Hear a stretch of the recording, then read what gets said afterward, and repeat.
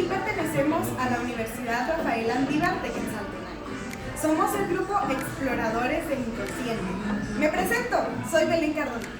Hola, yo soy Sara de León. Mucho gusto, mi nombre es Damián Ramírez. Hola, buenas, mi nombre es Daniel Menchú. Mucho gusto, mi nombre es Agustín Pastor. Justo hoy vamos a hablar un poco sobre Carl Jung. ¿Ustedes habían escuchado sobre Carl Jung? Sí, de hecho yo lo conozco por la teoría junguiana, que es una teoría que hace que las personas logren equilibrarse emocionalmente. Lo que me llama la atención de Jung es de que él plantea parecido algo a Freud, pero muy variado a la vez, porque habla sobre que somos conscientes, pero que tenemos un inconsciente personal y un inconsciente colectivo. Yo había escuchado un poco acerca de los dos arquetipos que creó, por decirlo así, y me interesó mucho porque lo escuché en una clase y yo quisiera saber un poco más de eso. ¿Ustedes saben más? Fíjate que eso de los arquetipos justamente es una parte del inconsciente colectivo, ya que Jung pues creía mucho en la mitología y buscaba simbolizar de alguna forma, de una manera universal, el pensamiento de la persona. Él prácticamente tomaba ideas universales de distintas culturas que a la vez englobaran a las personas. Sí, yo había escuchado que existían 12 tipos de arquetipos, pero la verdad es que no sé cuáles son. Pues estaba investigando y encontré esto en internet. Encontré estos tres: es el inocente, el sabio y el héroe. Tenemos el fuera de ley, el explorador y el mago. Y también la persona corriente, el amante y el bufón. El cuidador, el creador y el gobernante.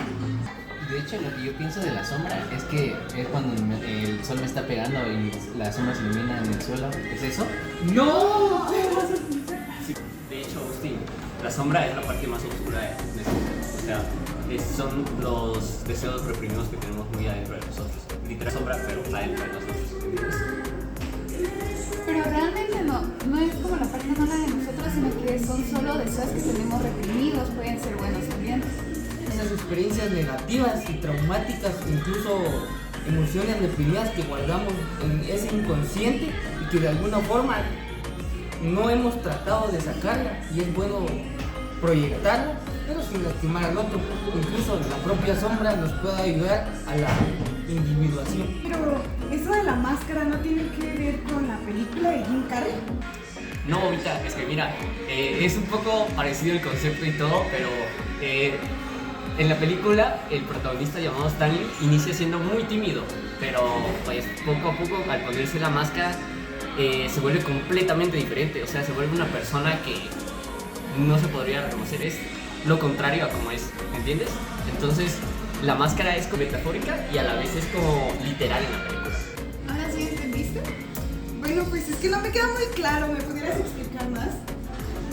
Trayendo a relación lo que decía Daniel, en parte es muy cierto, porque la máscara es la persona misma, es como nosotros nos proyectamos ante la vida social, es como las personas me ven a mí, pero por dentro soy otro, soy alguien distinto. Yo en lo social puedo ser una persona muy agradable, pero en el fondo soy una persona muy oscura, y si tú me haces algo, pienso en vengarme, aunque con una sonrisa cínica te diga que me agradas.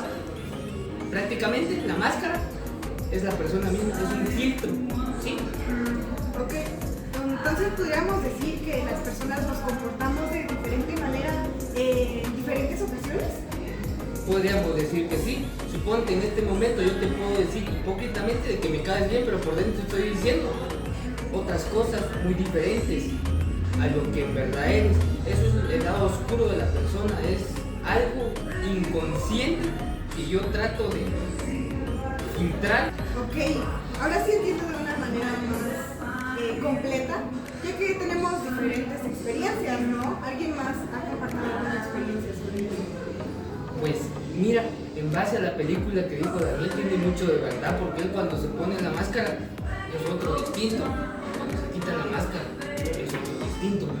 Yo te puedo poner un ejemplo, que yo ante un público con muchas personas trato de ser sumiso, pero soy todo lo contrario, porque a mí me gusta hablar y me gusta expresarme.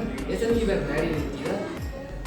Oigan amigos, ¿y ustedes cómo se consideran, extrovertidos o introvertidos? ¿Tú cómo te consideras?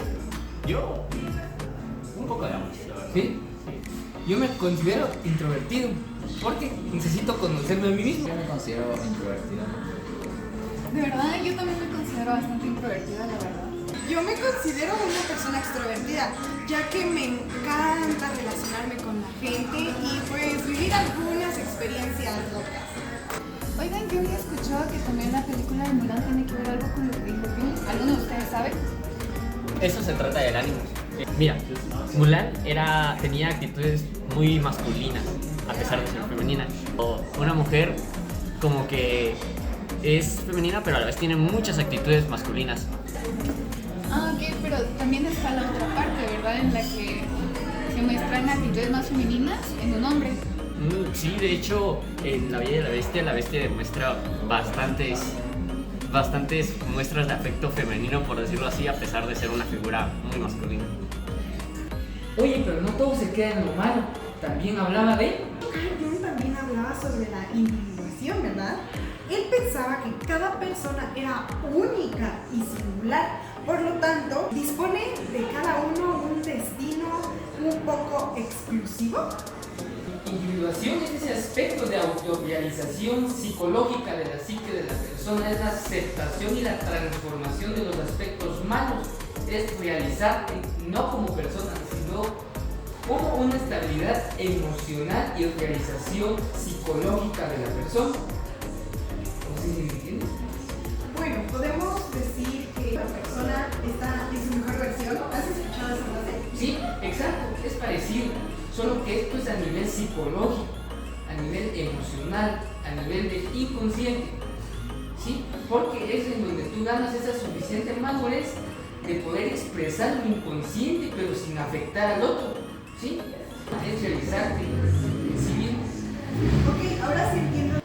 Incluso, como dato curioso, existen pasos que Jung nos describe y que son muy propicios mencionar. De hecho, ¿me pudieras hablar un poco sobre despojarse de uno mismo y el primer acercamiento hacia el inconsciente? Mira, se empieza a ser consciente de la existencia desde los impulsos de la propia persona, desde la psique. El sujeto se da cuenta de que no todo lo que está en él es bueno, de que tiene cosas malas, de que él es un todo incluido, que no puede dar cosas buenas porque también tiene cosas malas. Entonces ese primer acercamiento, la primera capa, lo superficial, irme por lo superficial y conocerme en ese primer acercamiento, ¿cómo soy? ¿Cómo reacciono ante tal circunstancia?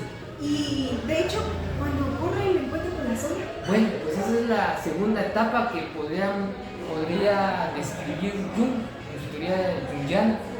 Él habla de encontrarse con la sombra.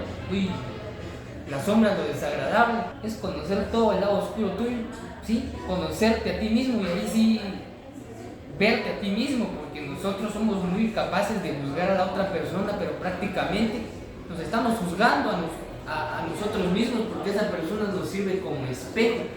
Y es algo que me agrada mucho de los arquetipos de Jung, porque esa teoría abarca diferentes culturas. En la Biblia puedes encontrar de que somos malos desde el vientre de nuestra madre.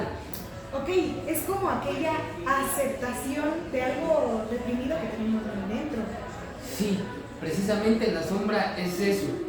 Porque ¿quién va a amar lo que no le gusta? Tú amas lo que no te gusta de ti. De hecho, la mayoría de veces no. Yo no soportaría eso, pero el mismo Jung decía, lo que se resiste persiste y lo que se acepta se transforma. Cuando tú aceptas, te aceptas con todo, te transformas y eres una persona feliz y expresas esa felicidad y ahí ganamos individuación. Ok, eso es súper interesante, la verdad. ¿Y qué me dices también sobre el encuentro del ánima y el ánimos? Pues prácticamente es ver cómo nosotros como hombre tenemos en el inconsciente parte de algunos aspectos físicos y emocionales de la mujer quizá, y la mujer algunas partes o rastros del hombre. Es ese equilibrio, prácticamente Jung lo que busca en todo esto es el equilibrio del ser y a eso él le llama individuación. De hecho, también la integración del arquetipo de luz. Había escuchado sobre eso y realmente como que es la luz que impacta en la sombra, o sea, la forma más oscura de la persona. y tiende a ser algo narcisista.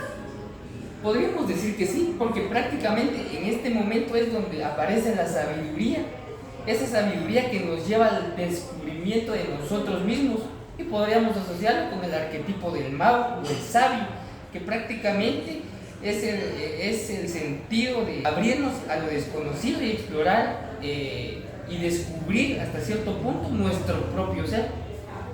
Ok, como final del proceso de Carl Jung, entiendo que hay una etapa final que es conocida como coincidencia opositorum. Sí, es prácticamente como poco a poco va apareciendo momentos en el que se empieza a existir una comprensión del propio ser. Es prácticamente cuando yo me empiezo a comprender del por qué soy así, del por qué reacciono así o de tal forma. Coincidencia o la integración de nuestros opuestos. Aquí suponemos una adquisición de la mismicidad o el fin del proceso, de la individuación. Acá prácticamente es un momento en el conjunto en el que conformamos la mente y se encuentra. Logramos un equilibrio, pues, en pocas palabras, no puedes tener mucho de algo y poco de nada, es un equilibrio, y es lo que me gusta de esta teoría de Jung, porque se centra en la persona, en cómo la persona puede llegar a ser feliz. Y estas 5 etapas de las que hemos hablado, pues enfatizan eso, en que nos podamos conocer. El autoconocimiento es importante, y regresar a nuestra verdadera identidad. Cada uno tiene esa identidad, esa fe, esa fe, pero no la fe religiosa, sino esa fe en mí mismo. Acá a los que nos están viendo, nos van a ver, es que se informen más sobre Jung. Jung para esa época era muy adelantado en su época. Él planteaba teorías muy ciertas que hoy, cuando podemos ver de que ese inconsciente colectivo es heredado y pertenece a algo universal, a una conciencia universal, podemos asociarle que hasta cierto, en terapia nos ayuda mucho a los sueños, interpretación de sueños. Me parece excelente, Jung. Es bastante interesante todo lo que hemos visto. Hoy los invito a seguir investigando, informándose sobre las etapas de Jung, y espero que haya sido eternamente de su agrado y que nos hayan comprendido de una muy buena manera. Lo que se resiste, persiste. Lo que se abraza, se transforma. Ustedes eligen.